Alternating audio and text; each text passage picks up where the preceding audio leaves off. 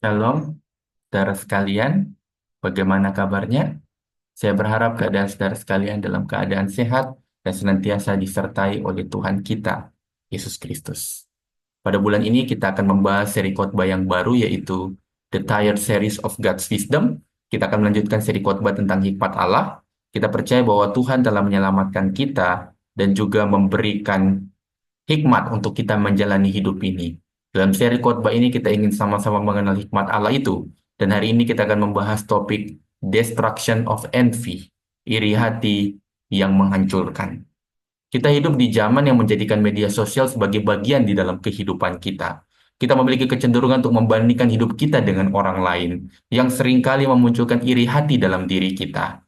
Sehingga tanpa kita sadari, iri hati yang adalah dosa, sekarang menjadi hal yang biasa dalam hidup kita. Di Alkitab sendiri, kita menemukan beberapa kisah tentang iri hati. Misalnya saja di dalam Perjanjian Lama kita melihat kisah Kain dan Habel. Kain dan Habel sama-sama mempersembahkan persembahan di hadapan Tuhan. Kita sangat familiar dengan kisah ini. Kain mempersembahkan tumbuh-tumbuhan, sedangkan Habel mempersembahkan hewan. Tetapi Tuhan itu mengindahkan persembahannya Habel dan bukan persembahannya Kain. Ada banyak penafsiran, ada yang mengatakan bahwa karena Tuhan itu karnivora, sehingga Tuhan mengindahkan persembahan Habel dan bukan Kain. Tetapi kita tahu bahwa bukan inilah penafsiran yang tepat. Tetapi kita tahu dalam kisah itu Tuhan melihat hati. Tetapi yang menjadi pertanyaan adalah, apakah ada kebutuhan Kain yang tidak dipenuhi oleh Tuhan karena peristiwa ini? Apakah ada kebutuhan dari Kain yang tidak terpenuhi karena terjadinya peristiwa ini? Jawabannya adalah tidak ada. Segala kebutuhan Kain sudah dipenuhi. Jadi pada waktu Kain iri kepada adiknya, sebenarnya segala kebutuhannya pun sudah terpenuhi. Tetapi walaupun demikian, Kain iri dengan adiknya yang diindahkan persembahannya dan membunuh adiknya itu. Nah, mungkin kita melihat bahwa ini kelihatannya sepele, tetapi itulah dampak dari dosa iri hati. Tindakan yang dilakukan oleh Kain kelihatannya sangat berlebihan hanya karena dia merasa iri kepada adiknya, padahal dia masih bisa makan, dia masih bisa menikmati kehidupan yang ada, tetapi hanya karena Tuhan mengindahkan persembahan adiknya, dia langsung membunuh adiknya itu. Contoh di dalam Perjanjian Baru, kita bisa melihat kisah anak yang hilang. Dalam kisah anak yang hilang diceritakan ada seorang bapak yang memiliki dua orang anak, yang sulung dan yang bungsu. Suatu hari yang bungsu ingin meninggalkan keluarganya, dia meminta kepada ayahnya untuk memberikan hak warisnya. Anak bungsu menggunakan hak waris itu untuk berfoya-foya dan menikmati dunia. Setelah berfoya-foya dan menghabiskan hartanya, akhirnya dia pun harus bekerja. Pekerjaannya adalah pekerjaan yang dipandang rendah orang lain, bahkan makanannya pun adalah ampas babi atau makanan babi. Akhirnya anak bungsu ini sadar dan dia kembali ke rumah orang tuanya. Pada waktu dia kembali ke rumah orang tuanya menyambut dengan hangat dan mengadakan pesta baginya. Tiba-tiba anak sulung mengatakan kepada bapaknya bahwa, "Kenapa aku tidak pernah dibuat pesta seperti ini?" Seakan-akan ingin menunjukkan bahwa anak sulung ini iri dengan adiknya. Yang menjadi pertanyaan adalah, apakah ada kebutuhan anak sulung yang tidak dipenuhi bapaknya karena peristiwa ini? Bukankah segala kebutuhan dari anak sulung telah terpenuhi? Nah, jadi kita bisa melihat di sini bahwa walaupun anak sulung itu telah menikmati kekayaan daripada papanya, walaupun anak sulung itu telah berada bersama-sama dengan papanya, menikmati cinta, kasih sayang, dan materi dari papanya, tetapi dia bisa merasa iri ketika melihat adiknya yang sudah melarat, yang sudah seperti orang setengah mati ketika kembali dengan kehancurannya, dan bapak membuat pesta, dia merasa iri, dia menginginkan apa yang dialami oleh adiknya itu. Rasa iri ini sebenarnya aneh, tetapi di sini kita melihat natur keberdosaan manusia yang membuatnya selalu ingin mendapatkan apa yang orang lain dapatkan. Dosa iri hati selalu membuat kita ingin mendapatkan apa yang orang lain dapatkan. Yang menjadi pertanyaan bagi kita adalah bagaimana cara kita menghadapi iri hati dengan Injil. Ada 3 poin yang akan saya bahas di dalam khotbah ini. Yang pertama, saya mengajak kita untuk melihat bagaimana cara pertama saya mengajak kita untuk melihat memahami apa itu arti iri hati. Michael Chris Dion berkata demikian. Envy is wanting someone else life. Mengingini hidup yang lain. Iri hati sedang berbicara mengenai mengingini hidup yang lain. Kita mengingini hidup orang lain. Kita tidak memiliki hidup seperti itu sehingga kita menginginkan kehidupan orang lain. Mazmur pasal 73 ayat 3 sampai dengan ayat 4 berbunyi demikian. Sebab aku cemburu kepada pembual-pembual, kalau aku melihat kemujuran orang-orang fasik, sebab kesakitan tidak ada pada mereka, sehat dan gemuk tubuh mereka. Nah, di sini kita melihat bahwa iri hati berbicara mengenai kita merasa tidak bahagia dan tidak puas dengan hidup ini, karena kita tidak memiliki apa yang orang lain miliki. Ketika kita tidak memiliki apa yang orang lain miliki, kita merasa iri hati, kita merasa tidak puas, kita merasa tidak bahagia dengan kehidupan ini, dan ini menjadi sebuah masalah. Saya teringat pada waktu dulu saya studi di kota Manado, itu ada teman saya yang sudah memakai iPhone. Nah, tetapi ketika dia melihat ada teman lain yang menggunakan iPhone yang terbaru, entah kenapa dia rindu untuk membeli iPhone itu juga, padahal dia sudah punya iPhone dan iPhone-nya itu bagus. Tetapi karena ada iPhone keluaran terbaru dan ada orang lain memakainya, dia juga ingin memakai iPhone yang seperti itu. Nah, kita melihat bagaimana iri hati ini begitu berdampak di dalam kehidupan kita. Poin kedua yang akan saya bahas adalah mengapa iri hati harus diungkapkan. Roma pasal 7 ayat 7 berkata demikian. Jika demikian, apakah yang hendak kita katakan? Apakah hukum Taurat itu dosa? Sekali-kali tidak. Sebaliknya, justru oleh hukum Taurat, aku telah mengenal dosa, karena aku juga tidak tahu apa itu keinginan. Kalau hukum Taurat tidak mengatakan, jangan mengingini. Apa yang dikatakan Paulus sebenarnya mengacu kepada 10 perintah Allah di dalam Keluaran 20 ayat 17 yang berbunyi demikian. Jangan mengingini rumah sesamamu, jangan mengingini istrinya atau hambanya laki-laki atau hambanya perempuan atau lembunya atau keledainya atau apapun yang dipunyai sesamamu. Jadi kita melihat bahwa perkataan Paulus ini itu mengacu kepada apa yang dikatakan di dalam perjanjian lama, apa yang dikatakan di dalam Keluaran pasal 20 ayat 17.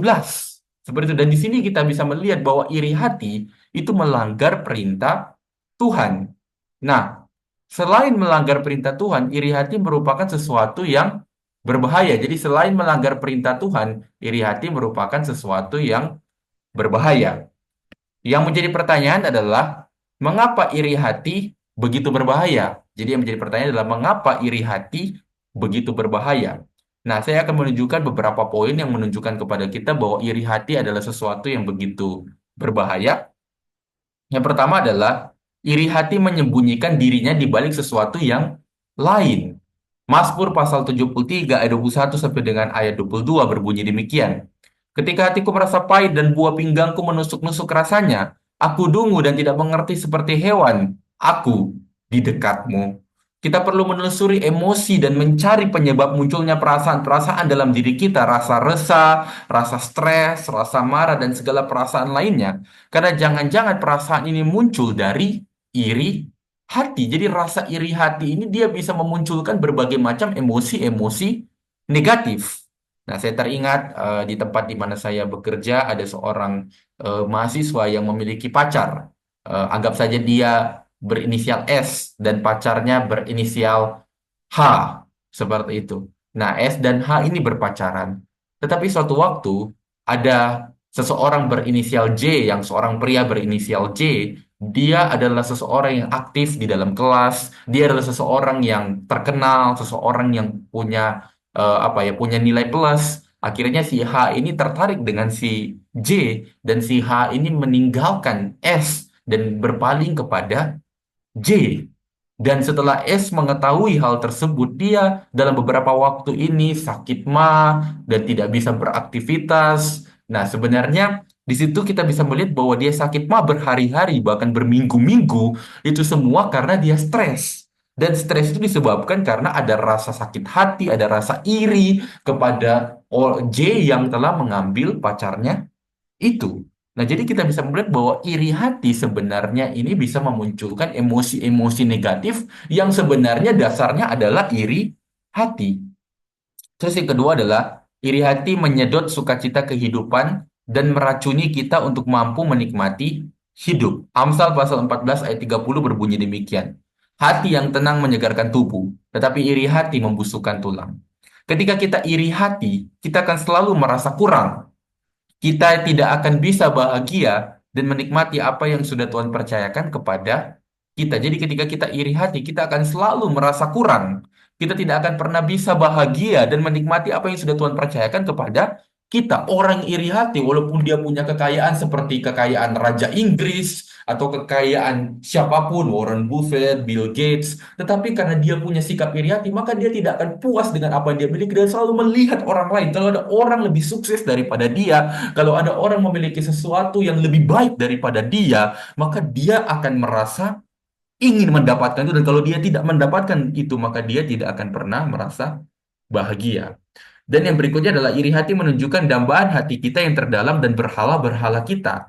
Tanpa kita sadari, iri hati memunculkan apa yang menjadi berhala di dalam hati kita. Kita dicipta dengan tujuan untuk memuliakan Tuhan.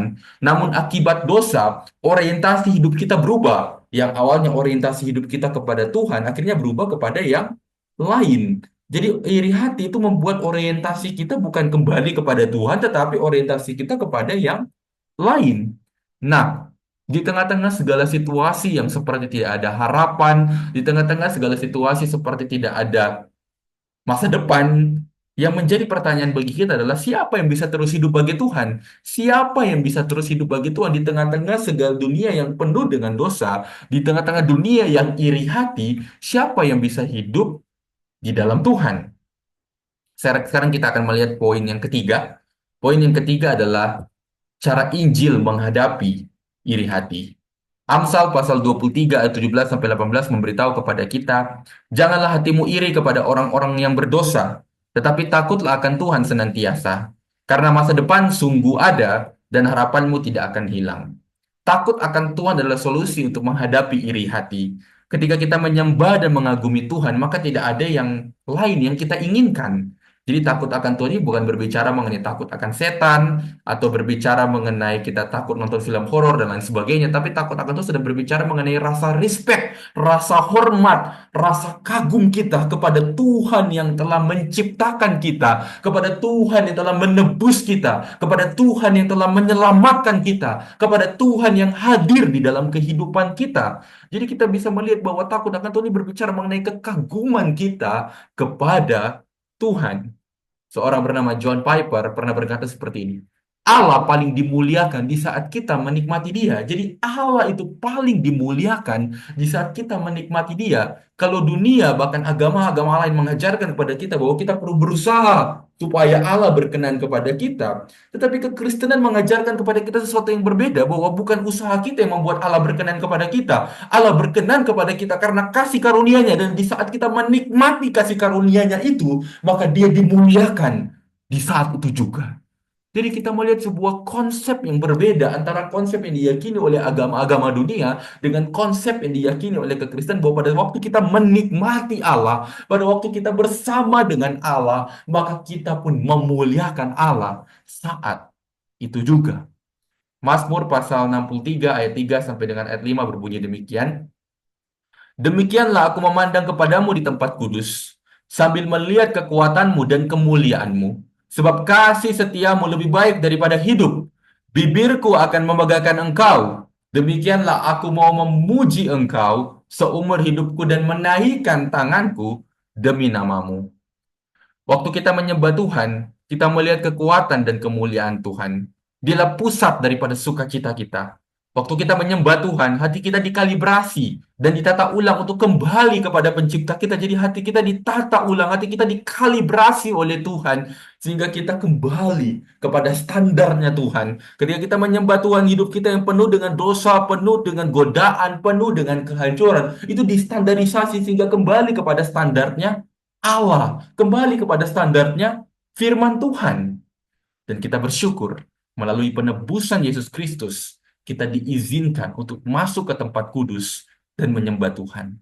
Melalui penebusan Yesus Kristus, dosa tidak berkuasa dan tidak bisa menghalangi kita untuk datang kepada Tuhan. Yesus membebaskan kita dari dosa, sehingga kita pun dilayakkan untuk datang kepada Allah. Hubungan dengan Allah yang rusak karena dosa Adam dan Hawa dipulihkan oleh karena kematian dan kebangkitan Yesus Kristus. Yang menjadi sebuah pertanyaan reflektif untuk kita renungkan pada hari ini adalah, yang pertama adalah, apakah kita memiliki dan bergumul dalam dosa iri hati? Apakah kita sadar bahwa kita punya pergumulan dengan dosa iri hati? Apakah kita telah mendeteksi bahwa kita punya dosa, kita punya pergumulan dengan iri hati? Dan yang kedua adalah, apakah kita telah menyadari betapa berbahayanya dosa iri hati ini? Betapa berbahayanya iri hati ini? Iri hati ini dapat membuat seorang Kain membunuh adiknya sendiri. Iri hati ini dapat membuat seorang yang telah menikmati kekayaan itu bisa merusak hubungan keluarga karena merasa iri dengan saudaranya. Jadi kita melihat bahaya yang serius dari dosa iri hati ini. Dan yang ketiga adalah, apakah Injil telah membuka mata kita untuk melihat keindahan Kristus, untuk melihat keindahan Tuhan, sehingga kita berpaling dari iri hati. Apakah Tuhan telah menjadi pusat di dalam kehidupan kita, sehingga walaupun iri hati begitu menggoda, kita lebih memilih Tuhan ketimbang iri hati.